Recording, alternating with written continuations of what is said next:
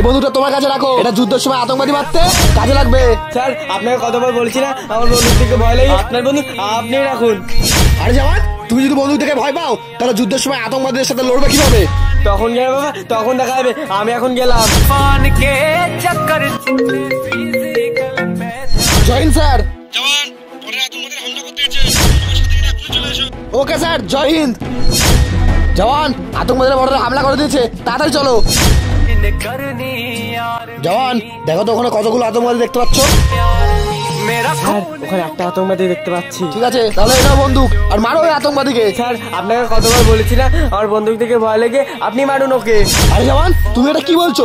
তোমার বাবা একজন বীর সেনা ছিল, আর সে একাই 100টা আতঙ্কবাদীকে মেরে দিত, আর তুমি তার ছেলে হয়ে একটা আতঙ্কবাদী মারতে ভয় পাচ্ছ? ছি, তোমার লজ্জা হওয়া উচিত। স্যার বন্দুকে তো গুলি নেই। আমি জানি বন্দুকে গুলি নেই, আর ও কোনো আতঙ্কবাদী না, ও আমাদেরই সাথী। এটা আমাদের একটা প্ল্যান ছিল তোমার ভয়টা কাটানোর জন্য। তুমি পেরেছো জওয়ান তোমার ভয়টা কাটাতে।